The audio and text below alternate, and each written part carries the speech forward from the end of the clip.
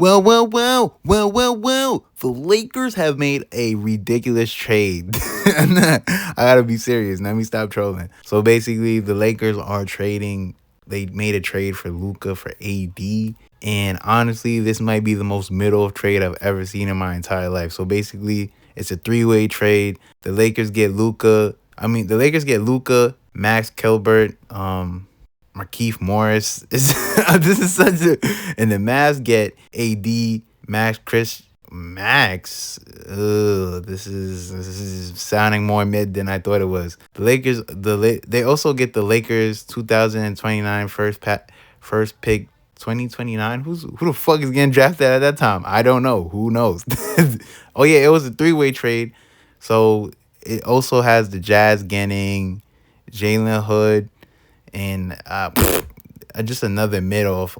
They get a at least they get a hood. They get a 2025 second round draft pick, which is good via the Lakers. Oh my god, the Lakers are fried. Then the Clippers and the Mavs get the nah. Then the Los Angeles Clippers and the Mavs get the 2025 second round pick. I just want to say this whole little three-way trade shit is nasty works. 3-4-way little trade. This is a mid off. They honestly just traded BS for BS. And honestly, the Mavs' reasoning for throwing Luca off because he's lazy is not going to help them. Either the Lakers, like I'm seeing niggas talking about, well, they're gonna win. Like Marquise Morris is back on the Lakers to facilitate hands, and Max is there, and Max is there, Max Gilbert's there, and we have Luca, and we're gonna have the team together, and it's just like no, bum ass team. That's a poopy team, bro. I'm not gonna lie, Marquise Morris is probably their third, fourth best option, and I'm being dead serious. And I know AR is there. I know Ron Huchimari. He's a good player, but no, we're talking about guys that barely put up numbers, aren't really consistent. They're not really consistent. Like Austin Reeves isn't really that consistent. To me, he's not really a star. He's low key, he's high key role player. I don't see the star studdedness in him. I just feel like he's just a cool role player that knows how to play his role. And sometimes he comes out on top. Like he has really good games. But other than that nigga, he alright. That nigga's alright. I just want to say Luca is a liability on defense, and the Lakers suck at defense. So I understand why they got Marquise Morris. So it makes sense, and Colbert. But it's still not really fixing your issues. The Lakers are really weak on defense. Luca sucks in pick and roll situations. There's times where niggas would just blow by Luca and he doesn't even play any fucking defense. So honestly, the Lakers making this trade is boo boo. The Lakers making this dumbass trade is in the they got nothing. They literally got nothing. They traded AD because they felt like he was dead weight, but AD's a pooper himself. So AD's probably gonna just stink up, at times because he just gets a lot of. I mean, the thing with AD is a great player, right? He plays his best, but the thing with AD is he's just not healthy enough, and he will never be healthy enough to even really make a difference. The Lakers aren't that talented enough because their team is just poop, and the Mavs are just not. The Mavs are enough, but they won't really make it far just because of that if factor. Plus them losing Luca even hinders them even more. Defensively, the Mavs aren't that bad, but Luca is a liability on defense, so it's gonna even be worse on the Lakers because the Lakers already are they suck at holding leads. The Lakers can never hold the lead. They can't hold the lead to save their lives. I'm talking about a team that really struggles holding leads. They suck at defense. They suck at a lot of things, honestly. They're good at a lot of minimum shit. So like this is just dirt. This trade is just bullshit. I mean, I get it, like Luka's lazy, but nigga, so what? Zion lazy? Man, let me stop. Zion be getting injuries. He be doing all types of bullshit out here, fucking OnlyFans models and shit. But Zion, one thing his athletic guys know how to come back and play. I will say that. Luka knows how to play too. He just shitty at defense. Like he is a liability and he is getting bigger. But I think Luka could get through that. I think there's still ways you could win with Luka being a liability. You could definitely add more. I feel like you guys need I feel like y'all need better wings, honestly, on the Mavs, low key. Like if y'all want to keep up with the other wings, because I want to keep up with the Tatums and the Browns of the world, like you need a better wing. But honestly, other than that, because they have a great center, they have two cool power forwards on the Mavs. So they have utility. They have good defenders. They have solid players. I just feel like they need better wings. But honestly, trading Luca is wild. Trading Luca is wild because you think the nigga is lazy. Trading Luca because he's lazy is wicked works. Honestly, the Jazz actually won in this trade. Let's actually talk about it. The Jazz have hella draft picks right now. They know what they're doing. They're stocking up, nigga. They're not trying to compete right now.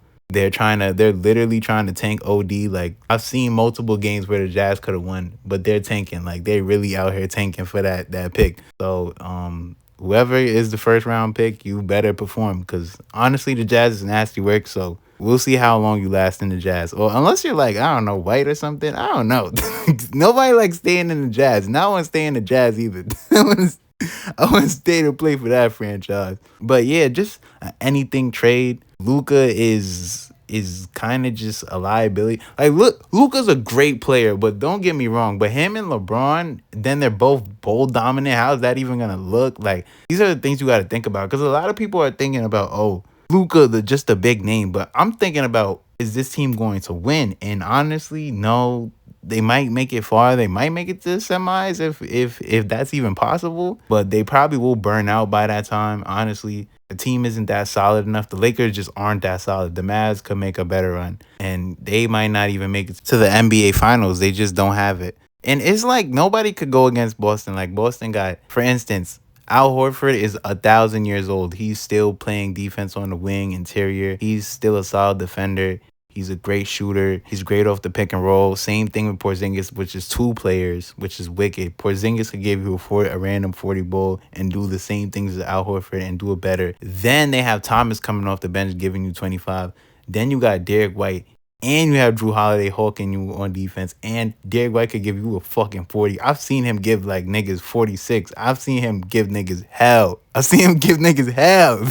I've seen Derek White give niggas hell on offense. So honestly, even defensively, and that's sickening. And then you got Drew Holiday that could give you a cool 35. Then you have a Tatum that can give you a 40, 50, fuck it, 60 ball. So honestly, they're getting their ass whooped. They're getting their ass whooped. Any team that's playing this Boston Celtics, they're getting their ass whooped. You're not competing. You're not competing. You just can't compete with the Celtics. So honestly, when I measure them up, I'm measuring them up if in terms of, are they going to win? What are the Lakers' moves going forward? How is this team going to be? Let's be honest. Most of the top players don't want to leave their teams, and that's honestly respectable because the rest of the league is getting old, and you old niggas just switching teams every 5 to 6 months is getting ridiculous.